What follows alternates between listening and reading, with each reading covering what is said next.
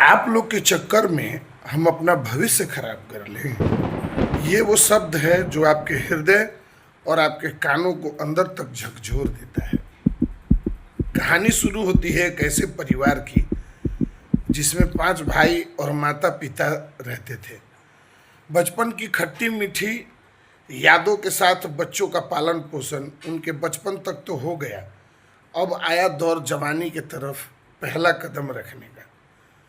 अरे ये क्या, विधाता को तो कुछ और ही मंजूर था। उन्होंने नियति के द्वारा जीवन के इस फिल्म में बहुत ही भयंकर मोड़ लिखा था। पिता की अचानक मृत्यु हो जाती है, चारों तरफ सन्नाटा पसर जाता है, भविष्य अंधकारमय हो जाता है। कभी कभार घर में कोई रोता है तो पता लगता है कि हाँ, इस घर में भी कोई रहता है। हाँ, कभी कभी पड़ोस में रहने वाले लोग का जब आपस में कानाफूसी चालू हो जाता है कि अब इनका क्या होगा, इनके खर्चे वहन कौन करेगा, इनका परिवार कैसे चलेगा, तो ये सब सवाल मन को थोड़ा विचलित करते थे। लेकिन पिता की मृत्यु के समक्ष यह जो वेदना थी वो कम थी, अतः चुप ही रहना उचित था। विधि के नियम भी निराले हैं। पिता के मृत्यु के पश्चात उनका श्राद्ध कर्म की प्रक्रिया और 13वीं का भोज और रिश्तेदारों का आना जाना इस जगत में वापस खींच लाया उस परिवार को। सारे विधियों को पार करके समय मिला सोच विचार थोड़ा करने का। तो सबसे पहले विचार आया कि भाई बहनों की शिक्षा, उनका विवाह, उनके भविष्य इत्यादि बहुत सारी। फिर अचानक एक भाई ने तय किया कि मैं बाहर जाकर रोजगार करूंगा, पैसे कमाऊंगा, और एक भाई ने तय किया कि मैं घर रहूंगा और घर रहकर सब कुछ संभालूंगा। सब कुछ एकदम प्लान के हिसाब से ही चल रहा था। एक भाई की शादी हो ही गई थी, तीसरे भाई की नौकरी भी लग गई और दूसरे भाई की शादी भी हो गई। बड़े दोनों भाइयों ने अपने सामर्थ्य के हिसाब से अपना योगदान दिया। फिर कुछ दिनों बाद छोटी बहन की भी शादी हो गई और अब करीब करीब पूरा परिवार मंगलमय जीवन की तरफ बढ़ रहा था। सरकारी नौकरी वाला भाई घर पैसे भेज रहा था और प्राइवेट नौकरी वाला भी भाई घर पैसे भेज रहा था। इस पारिवारिक दौर में प्रारंभ में हुआ और चल रहा था, यही उनकी दिनचर्या थी।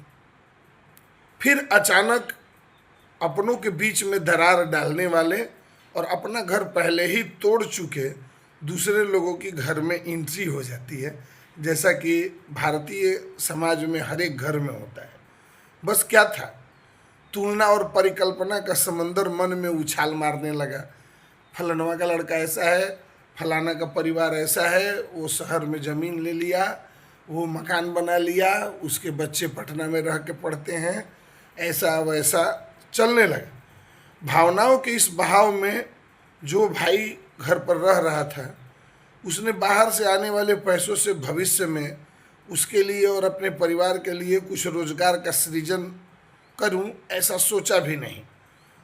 लेकिन सब भाइयों की शादी, बहन की शादी में संपूर्ण समर्पण रहा उसका। जो बीच वाला यानी दूसरे नंबर पर आने वाला भाई बस परिवार कैसे भी जुड़ा रहे, उसके लिए मैं कंगाल भी क्यों न हो जाऊं, इसी में लगा रहा सोचते हुए। तीसरे नंबर का भाई अपने भविष्य को लेकर और अपने दुनिया के तुलनात्मक बातों को लेकर इतना डरा हुआ था कि अरे भाई, बाहर शहर में कहीं जमीन ले लिया जाए, बच्चों को कैसे पढ़ाया जाए, मेरा भविष्य क्या हो गया।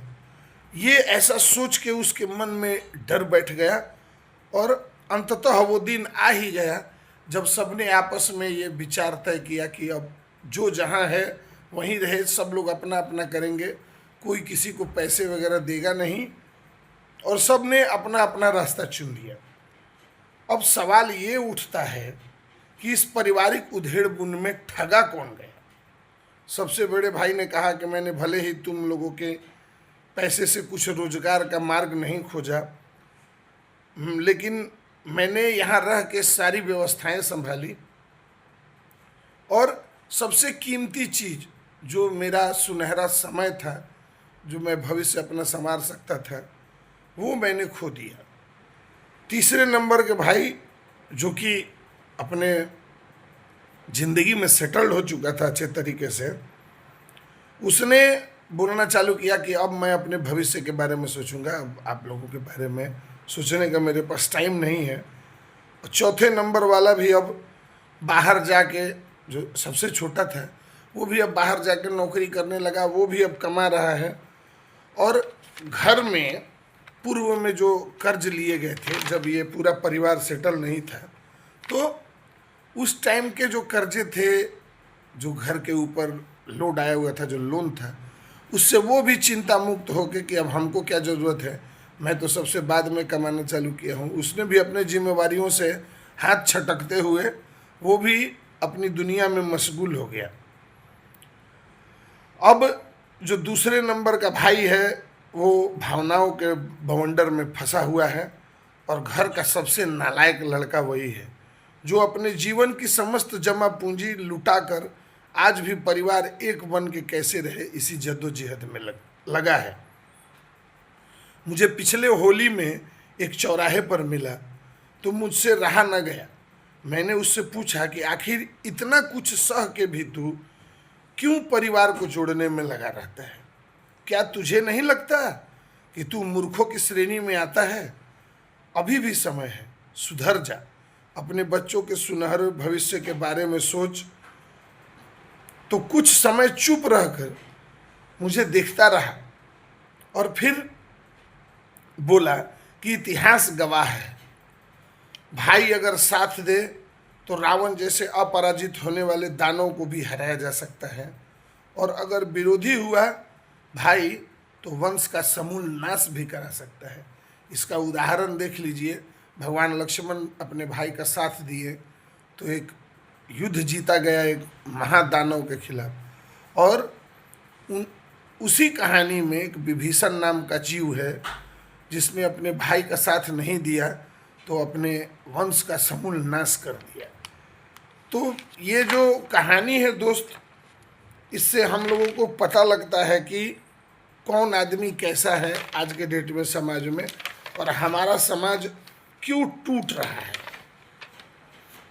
तो ये कहानी कैसी लगी, और आप लोगों से भी सवाल है कि इसमें ठगा कौन सा भाई गया और कौन भाई सबसे चतुर निकला, आप भी कमेंट में बताएं। और ये घर घर की कहानी है, हर एक घरों में यही होता है। जब परिवार एक साथ रहता है तो सभी मिल के काम करते हैं, और जैसे ही परिवार अलग अलग रहने लगता है, मतलब वैचारिक रूप से, तो कोई किसी का साथ नहीं देता है।